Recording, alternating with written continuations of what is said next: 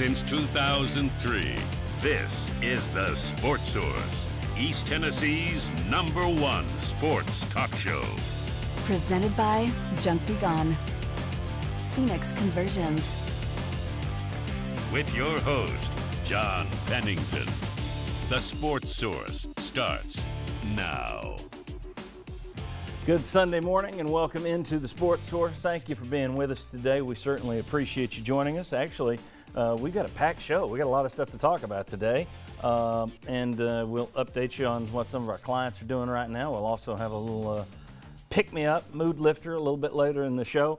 In the back half of the show, actually the last half hours are going to be kind of on an SEC emergency football plan if it's needed. We'll discuss that. You'll want to stick around for that.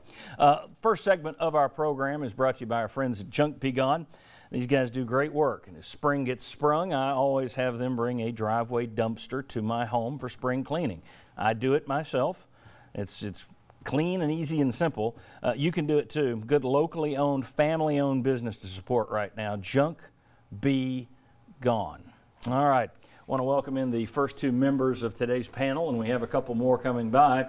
We have right here Josh Ward from WNML, AM, FM, and 99.1, and what's the website now? 99.1, thesportsanimal.com. Rolls right off the tongue. You got Twitter, you got Facebook. You can find Josh Ward anyway. Thanks for coming in. And down there, longtime sports writer, longtime partner on this show, Bob Hodge, who usually opens up right to my right, but we're social distancing. So, Bob Hodge, thank you for joining us. Glad to be here. Good to see you down there.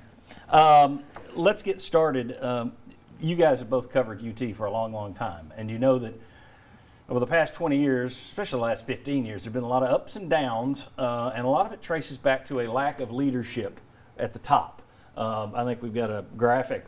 There's your presidential turnover. Some of those guys I'd forgotten. There have been so many of them. But this week, maybe some of that stopped with interim President Randy Boyd becoming full-time President Randy Boyd. And guys, I don't know that I've felt as good about UT and the athletic program underneath as part of the UT thing since Joe Johnson has been over there. I trust in Randy Boyd. I think it's a great move for UT. Your thoughts on what that means for the program? I think it is huge for the program because there was, right after Coach Fulmer was ousted, I was talking to an assistant coach over at UT, and he told me all of the problems that had happened since Joe Johnson had retired. And he said that Coach Fulmer had to go from coaching a football team and not really having to worry about a lot of things to all of a sudden you're having to worry about maybe the carpet needs ordering, maybe this needs to be done, maybe that needs to be done. And it was a whole lot more shoved on his plate because of the poor leadership that they were getting out of the president's office. And so I think that's one of those kind of underlying things that most people don't see, most people don't think about. But then when things went south, well, it's obviously all the coach's fault. Well, when things went south, there was blame to go around for that too. And so I agree with you. I think this is the best shape it's going to be in 20 years.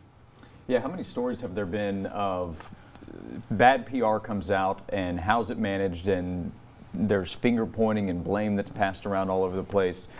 Not to say that Tennessee's never going to have any bad stories that they have to manage, but the line of communication from Randy Boyd to Donnie Plowman, the chancellor, to Philip Fulmer, the athletic director, I think there's much better communication and connection among those people who are in charge, and that makes it easier on the coaches. They have people they know that they can rely on. So that then goes back to the fan base. I think the fan base now has legitimate reason to believe in the people who are in charge. And right now, by the way, believing in the people who are in charge is actually really important. Yeah, and I think Boyd got off on a great foot last year with the Rick Barnes thing, really stepping in there and making sure, and he was a big part of that, making sure that Barnes stayed and they had enough cash to keep him here. And Philip Fulmer has made no bones about the fact that he's enjoying the people he's working with, and there's good communication. I would have trusted Randy Boyd as governor, so I sure trust him as president of the university. And I think you go back when Doug Dickey stepped down as athletic director. Remember, Doug Dickey was out there fighting for his programs, doing what he thought needed to be done with the NCAA or the SEC. I look at this as kind of similar because you went through such a long period where you felt like your AD just, something's not quite right. And so I think this is a very similar situation to that. Yeah, and that's another thing you bring. You've had the different ADs come through. they've been saddled with this same lack of presidential leadership as well. Good step in the right direction. Let's keep talking about some of these business issues.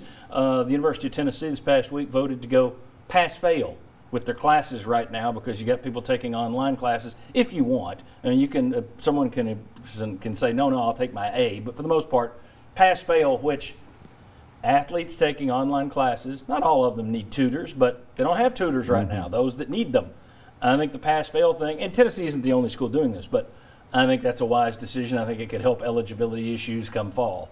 Well, yeah, the athletic side is it's going to get most of the attention right now. What are they doing? Working out, their way, the nutrition, all that stuff. But the academic side is a real focus with coaches and their players who are away, making sure that they're taking care of business and what they need to do. So you're right. It's not just a Tennessee subject, but it's probably an issue, if that's what we would call it, or a subject that needs more attention because the tutor side and the people that are in place to help them academically, that's not there. So the athletes, they do need some help while they're away. I'm jealous. Where was that when I was in school? Pass, fail? Right. I would have liked that. You got a son at UT who's going to take advantage of it, I guess. And, I think it's a good thing because, one, you're taking these kids, athletes, non-athletes alike, and you're throwing them into a situation that's going to be hard on adults that have lived their lives and have made hard decisions. This is going to be kind of tough. And so I think given that option, I think it's a fair thing in this situation because this is brand new territory for these kids. I mean, my son's a senior. I think he's a senior. He tells me he's a senior. Boy. Just think if you're a freshman and you're just not even finished with your second semester yet and you're having to go through this. Yeah. So I think it's fair. I do too. Last thing, there's been a lot of talk about spring athletes and also winter athletes possibly. Getting an extra year of eligibility. The NCAA said this week that they will vote on that tomorrow. The extra eligibility thing, we've talked about it on this show with both of you guys the last couple of weeks. Let me get your take on what you think will happen. Will it pass? Will it pass just for spring guys? Will winter guys get it? Or is it not going to pass? Where are we going with this? I think it's going to pass. I think the winter guys have a tougher time getting thrown into the backside of this. But I wouldn't be surprised if they do it. But I think it will pass, and then I think that opens up several more cans of worms down the road. But I think it will pass. Yeah, I think it's going to pass for the spring. The winter, I don't think it's going to. It's unfortunate how basketball season's ended, but I think it just goes into that category. Really unfortunate. You hate it for the athletes that missed out on opportunities. Some don't, by the way. Spring, I think it's going to pass. I don't say that with an incredible level of confidence. Right. I think the statement that the NCAA has put out at large in confidence or in belief that they should get an extra year, and the Division II vote going in favor of the athletes. That's also why I lean toward the Division I getting it, but there is the financial concern that exists at the Division I. But if we see a lower level with less money vote for it, doesn't the Division I level with more money have to vote for it? I think for it's a PR win. The NCAA never gets PR wins. Yeah. I think they're going to take the PR win and pass the can of worms down to the individual schools. Hey, good luck with that, because you've heard coaches, even at UT, who've talked about, oh my, this is going to open up a lot of problems. Baseball being the best example, where you've got 11.7 scholarships. What do you do with the scholarship limits? How do you divide all that stuff? It's going to be a nightmare for some of these coaches if it does pass, but I think the NCAA will do it. We've got plenty more to come. As a matter of fact, next up, David Ubben's going to join us with a survey that he did on The Athletic with ball fans. We'll tell you what you thought about his questions. But as we go to break, you're going to see some commercials today from our normal family of sponsors. You're going to think to yourself, well, aren't they impacted by this?